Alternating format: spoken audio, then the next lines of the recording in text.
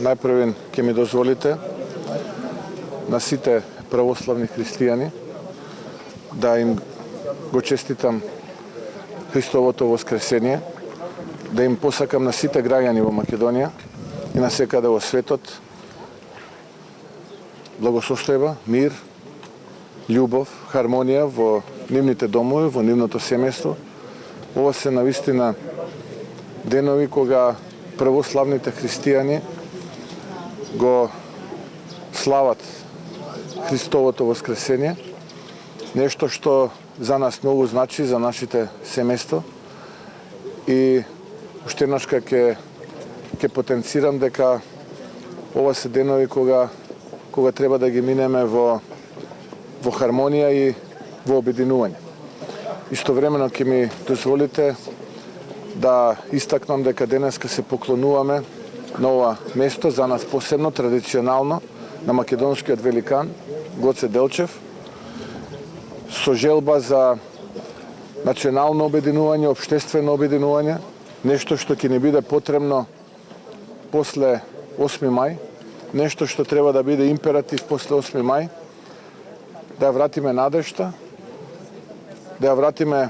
надежта, дека Македонија и граѓаните во Македонија ќе успеат. Така што уште еднаш дозволете да изразам моја најдлабока лична почит кон македонскиот великан Гоце Делчев, од моје име и од името на ВМРО ДПМН и од името на коалицијата Твоја Македонија.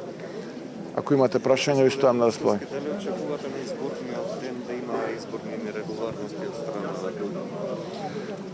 Ако ме прашувате за изборните нерегуларности кои што беа случај во првиот изборен круг, а за кои причина беше Демократската унија за интеграција, јас очекувам такво нешто да се случи и во вториот круг. Ние до представниците на меѓународната заедница, до ОПСЕ и ОДИХР, доставивме список на избирачки места, каде што во определен временски интервал гласањето е во просек помалку од една минута, што наведува на тоа дека таму имаме бројни нерегуларности, односно, да бидам попрецизен, полнење на кутии и на тие избирачки места.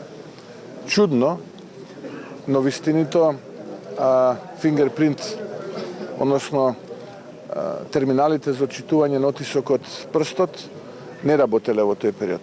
Очекуваме нешто слично да се случува и во вториот круг, но ние сме подготвени, го информиравме и Министерството за внатрешни работи да ги засели своите сили таму, припадниците на МВР да вршат мониторинг на процесот на гласање во тие изборачки места.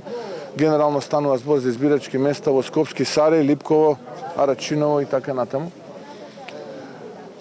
Дуи не ги треба македонската јавност да знае и граѓаните во Македонија дека дуи преку своите политики не ги освојува гласачите, туку таа буквално под притисок и со мерки и средства кои што се недозволени за демократијата ги добива гласовите.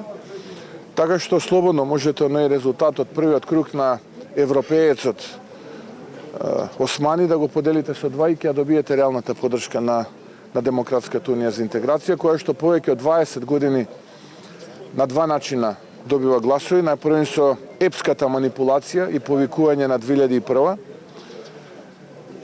а паралелно со тоа местење тендери, и втората е преку притисок, закани, уцени и подкуп. Тука повикуваме меѓународната заедница да не го факторизира криминалот на ДУИ, бидејќи тие сега истурат огромни количини кеш, ги знаеме именувачниците каде се истурат тие огромни количини кеш, а потоа на тој начин сакаат да бидат дел од владата за да се наплатат и повторно ги вратат тие количини на кеш. Така што уште еднаш апелирам и до меѓународната заедница будно да го следи процесот, бидејќи ова што се случува изминативе денови и ова што очекуваме да се случува во следниве денови, ги поминува, би рекол, условите во определени места на одржување избори во многу по-неискусни демократии од македонската. И навистина ова што се случува е катастрофално за демократијата во определени средини. Можам да кажам дека високи функционери, дури членови на влада го прават ова, придружувани од припадници на Министерството за внатрешни работи, кои што се легитимираат кога ќе бидат фатени еклатантно, односно во процесот кога се случуваат овие притисоци и подкупи. Господине Мицковски, првиот човек на СДСМ обвинува дека ВМРО ДПМН ќе ги загрозеле евроинтеграциите. Ваш коментар околу овие обвинувања? Па ако некој ги загрозува овие 6,5 години, 7 речиси сега на 1 јуни е токму коалицијата ДУИ СДСМ, бидејќи тие главна цел изминатите 6,5-7 години не беше да презентираат вредности, да ги решаваат проблемите кои што се потребни на граѓаните.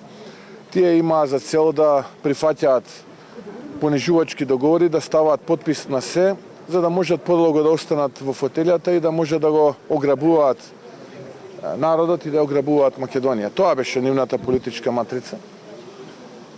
Така што тие се главните виновници зошто ние 7 години не се поместивме ниту милиметар од тоа што беше состојба пред 5 години, иако ветува ќе потсетам и живот и едно општество за сите, донесоа живот за малкумина и општество за малкумина. Кој е вашиот коментар по однос на тоа што обвинителството достави обвинителен предлог за спортските ваучери? Тоа е само мал дел од тоа што очекувам во периодот што следи да излегува на површина. Овој процес е наследен во оваа техничка влада, во Министерството за внатрешни работи. Морам да признам дека истрагата, според оние информации со кои што јас располагам, е почната од пред неколку месеци. Каде што јасно стои дека пратеник и портпарол на владачката СДСМ заедно со директор на агенцијата биле сериозно длабоко вмешани во корупција и во криминал. Но повторно ќе кажам, ова е само мал дел од тоа што јавноста ќе сведочи по формирањето на владата на СДСМ, по формирањето на владата на коалицијата Твоја Македонија предводена од ВМРО ДПМН, за криминалите на СДСМ и ДУИ, и ќе бидат шокирани граѓаните од тоа што се случувало изминатите 6,5-7 години. Благодариме. И благодариме.